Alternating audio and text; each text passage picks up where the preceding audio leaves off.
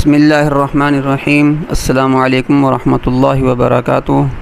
واقعہ کربلا کے موضوع پر جو قسط وار ایک سلسلہ چل رہا ہے، اس میں ہم یہاں تک پہنچے ہیں کہ کیا یزید کی طرف سے رعایت کا معاملہ کیا جا رہا تھا۔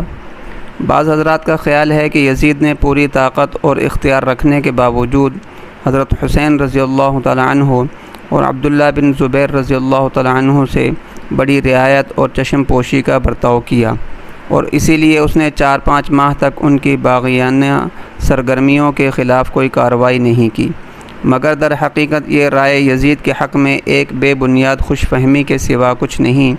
یزید کی طرف سے کارروائی میں فقط ناگزیر حد تک تاخیر ہوئی، اور اس کی بھی کچھ وجوہ تھیں۔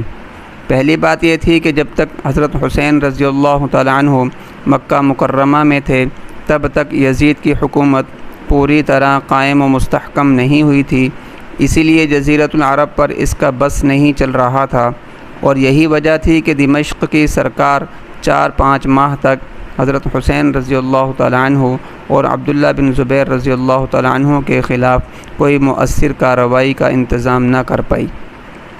ایک وجہ یہ بھی تھی کہ ان دونوں اکابر کے مدینہ منورہ سے مکہ مکرمہ پہنچنے کے بعد 2 ماہ بعد شوال میں موسم حج شروع ہو گیا تھا۔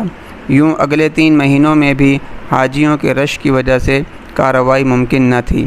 تاہم جو ہی حاجی واپس ہوئے اور یزید کی حکومت کو سنبھالا ملا، تو 61 ہجری میں یزید کے گورنر عمر بن سعید کے 2000 سپاہیوں نے مکہ مکرمہ پر حملہ کر دیا۔ یہ الگ بات ہے کہ عبداللہ بن زبیر رضی اللہ تعالیٰ عنہ نے مکہ مکرمہ کے شہریوں کی مدد سے انہیں مار بھگایا۔ اگر حکومت کو نواسۂ ابوبکر صدیق رضی اللہ تعالیٰ عنہ کا کچھ لحاظ ہوتا تو مکہ پر اس فوج کشی کا بھلا کیا مطلب تھا، اور اگر نواسۂ رسول سے رعایت کا برتاؤ سرکاری پالیسی ہوتی تو یہ رعایت صرف چند ماہ تک مکہ اور جزیرۃ العرب ہی میں محدود نہ رہتی، بلکہ کوفہ کی سرحد پر اور میدان کربلا میں بھی حضرت حسین رضی اللہ تعالیٰ عنہ سے اعزاز و اکرام کا برتاؤ کیا جاتا۔ عبداللہ بن زبیر رضی اللہ تعالیٰ عنہ کے خلاف دوبارہ فوج کشی نہ کی جاتی، بلکہ ان دونوں حضرات سے جبری بیعت کا مطالبہ کر کے انہیں اپنا گھر بار اور دیار رسول چھوڑنے پر مجبور ہی نہ کیا جاتا۔ حضرت عبداللہ بن عباس رضی اللہ تعالیٰ عنہ کے نام یزید کا خط۔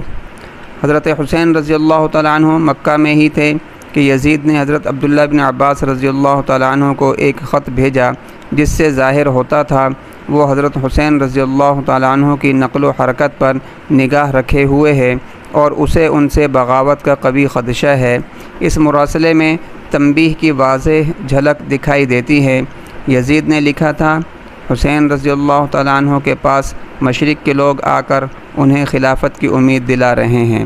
آپ حالات سے باخبر تجربہ کار انسان ہیں۔ اگر حسین رضی اللہ تعالیٰ عنہ نے ایسا کیا تو قرابت داری کے بندھن ٹوٹ جائیں گے۔ آپ خاندان کے بڑے اور معزز آدمی ہیں، ان کو اس شورش پسندی سے روکیں۔ عبداللہ بن عباس رضی اللہ تعالیٰ عنہ نے جواب میں تحریر فرمایا، مجھے امید ہے کہ حسین رضی اللہ تعالیٰ عنہ کی روانگی کسی ایسے کام کے لیے نہیں ہوگی جو آپ کو ناگوار ہو۔ الغرض دربار دمشق میں اضطراب کی فضا تھی، اور حضرت حسین رضی اللہ تعالیٰ عنہ کا اہل کوفہ سے رابطہ دیکھ کر یزید کو خوف تھا کہ وہ بغاوت کرنے والے ہیں۔ ادھر حضرت حسین رضی اللہ تعالیٰ عنہ کو یقین تھا کہ یزید یا اس کے حکام ان کے موقف پر غور کیے بغیر انہیں بغاوت کا مرتکب سمجھ کر قتل بھی کرا سکتے ہیں۔ اس لیے اس وقت حضرت حسین رضی اللہ تعالیٰ عنہ نے یزید سے مل کر اپنا موقف پیش کرنے کی کوشش نہیں کی، بلکہ عراق جا کر اپنے حامیوں کی مدد سے تبدیلی لانے کی کوشش کو سود مند سمجھا۔ اہل عراق کے خطوط۔ اہل کوفہ کے لگاتار خطوط اور وفود آ رہے تھے، اور اطلاعات یہ تھیں کہ پورا عراق یزید کے کنٹرول سے باہر ہے، صرف کوفہ میں 1 لاکھ مسلح آدمی حضرت حسین رضی اللہ تعالیٰ عنہ کی حمایت کے لیے تیار ہیں، اور یہ کہ لوگوں نے مقامی گورنر حضرت نعمان بن بشیر رضی اللہ تعالیٰ عنہ کے پیچھے نماز جمعہ تک میں شریک ہونا ترک کر دیے ہے۔ لوگ حضرت حسین رضی اللہ تعالیٰ عنہ کے وفادار ہیں، اور ان کے سوا کسی پر بھروسہ نہیں کر سکتے۔ حالات کا یہ منظرنامہ بتا رہا تھا کہ اگر فوری طور پر عراق کا سفر نہ کیا گیا تو وہاں زبردست قتل و غارت شروع ہو سکتی ہے، کیونکہ وہاں کے کم حوصلہ اور عجلت پسند لوگ کسی بھی وقت اندھا دھند بغاوت برپا کر سکتے تھے۔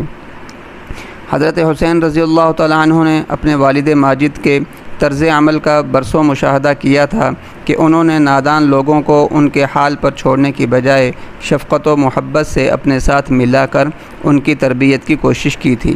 اس وقت ایسے ہزاروں عقیدت مند مضطرب و بے قرار ہو کر آپ رضی اللہ تعالیٰ عنہ کو بلا رہے تھے، اور آپ رضی اللہ تعالیٰ عنہ کے سوا ایسا کوئی نہ تھا جو ان کے سر پر ہاتھ رکھ کر ان کی رہنمائی کرتا۔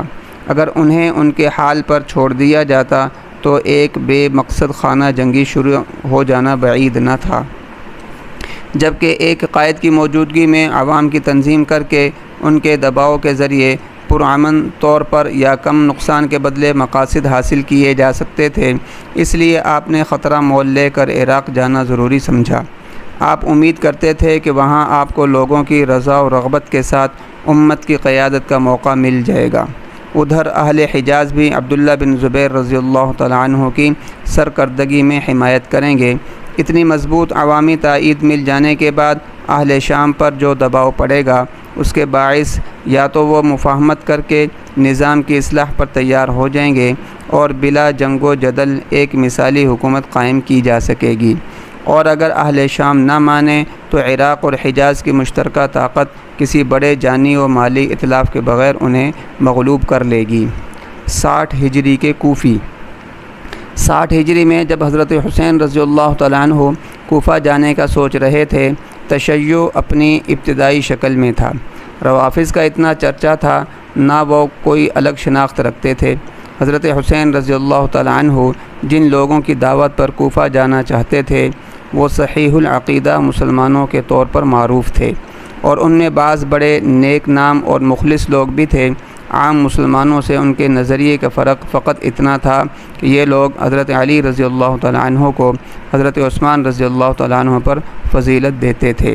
تاہم بعد کے حالات بتاتے ہیں کہ کوفہ کے ایسے بعض نیک اور مخلص لوگ بھی کسی سازش کے اعلی کار بن گئے تھے۔ سازش بہت پختہ اور طے شدہ تھی، اور اس کا مقصد مسلمانوں میں خانہ جنگی شروع کرانے کے سوا کچھ نہ تھا۔ والسلام۔